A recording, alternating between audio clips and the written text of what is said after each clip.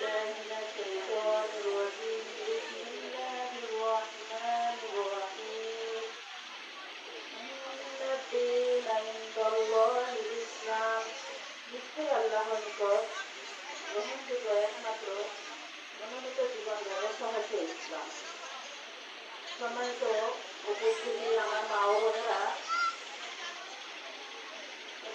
মাসিক সভার আমাদের আলোচনার বিষয় হচ্ছে জাহিলিয়াতের অধীনে বন্দী থাকা একজন ব্যক্তি ইসলাম কিভাবে গ্রহণ করবে। আমরা শুরুতেই জানবো আসলে ইসলাম কি আর জাহিলিয়া কি। ইসলাম কি?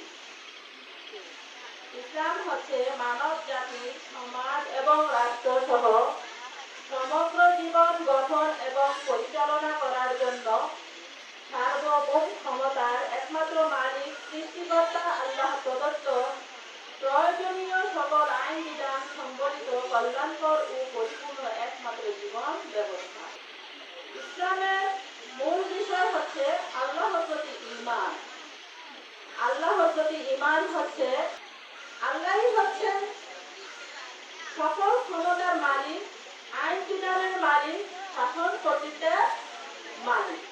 কিন্তু আল্লাহ রাব্বুল আলামিন সকল কিছু সৃষ্টি করেছেন, সারা বিশ্ব জাহান সৃষ্টি করেছেন, সেই কারণে তিনি হচ্ছেন এই সার্বভৌম ক্ষমতার মালিক।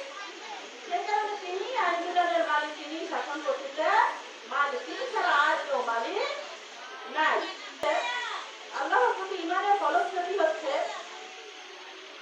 দাসত্ব একমাত্র আল্লাহর, আইনের আনুগত্য একমাত্র আল্লাহর, উপাসনা একমাত্র আল্লাহর। আমরা আল্লাহরই দাসত্ব করতে হবে, আল্লাহর কাছে নত হইতে হবে এবং তাই আইনের আনুগত্য করতে হবে, তাই আইন পালন করতে হবে এবং যা কিছু চাওয়া তার কাছে চাইতে হবে। সেই কারণে দাসত্ব, আইনের আনুগত্য, উপাসনা একমাত্র আল্লাহর, এটা অন্য কারো নয়। এর বাস্তবায়ন আমরা দাসত্ব, আইনের আনুগত্য, উপাসনা যে একমাত্র আল্লাহর করবো, আর কারো যে করবো না, এটা কিভাবে করবো? সেই কারণে একজন বাস্তবে কি লাগবে? নেতা লাগবে। তাহলে এই নেতাটা হলো আল্লাহ রাব্বুল আলামিনের মনোনীত হবে। তাইলে সেই নেতাটাকে, সেই নেতাটা হচ্ছে হযরত মুহাম্মদ সাল্লাল্লাহু আলাইহি সাল্লাম। তারই শর্তহীন আনুগত্য, অনুসরণ ও অনুকরণ করতে হবে। এই হলো আমার ইসলামের মৌলিক তিনটি বিষয়। মানুষের রচিত একটি বানানো ব্যবস্থা আছে, যেটা মানুষের মন করা আইনের ভিত্তিতে হয়, মানুষের নিয়ম কানুন দিয়ে হয়। সেটাকে বলা হয় ইসলামের বিপরীত মানুষের রচিত সকল ব্যবস্থাই জাহিলিয়া। এই জাহিলিয়াতের মূল বিষয় হচ্ছে সকল ক্ষমতার মালিক হচ্ছে মানুষ, আইনের মালিক হচ্ছেন মানুষ, শাসন কর্তৃত্বের মালিক হচ্ছে মানুষ।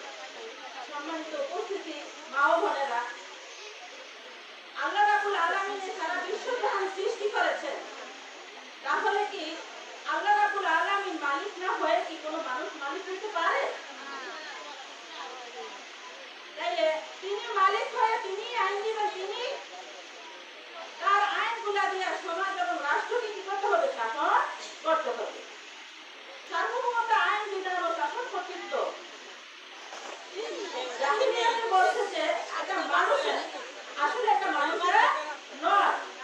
জাহিলিয়াতের পরিবেশই হচ্ছে সার্বভৌমতা, আইন বিধান, শাসন কর্তৃত্ব মানুষের, এবং এর ফল হচ্ছে দাসত্ব, আইনের আনুগত্য মানুষের, উপাসনা হয় গায়রুল্লাহ, এবং এর বাস্তবায়নে নেতাও হয় মানুষের মন করা আইনের ভিত্তিতে নেতৃত্ব দানকারী নেতা বা সরকারের আনুগত্য, অনুসরণ ও অনুকরণ।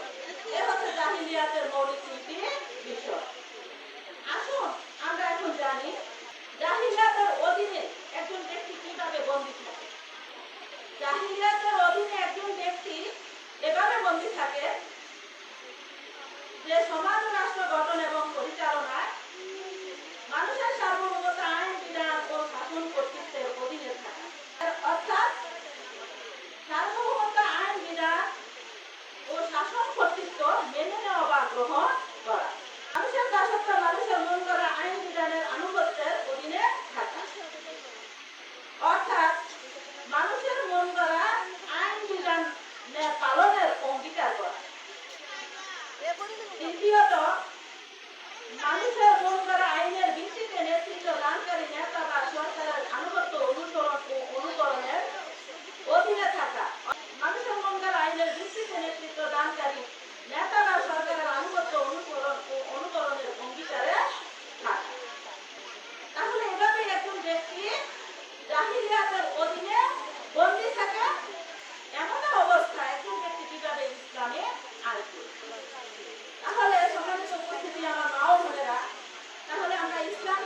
জানলাম, ইসলামের মৌলিক বিষয় কয়টি ও কি কি জানলাম, জাহিলিয়াতের মৌলিক তিনটি বিষয় কি কি জানলাম, এবং জাহিলিয়াতের অধীনে বন্দী থাকা একজন ব্যক্তি অবস্থান কোথায় এও কি আমরা জানলাম।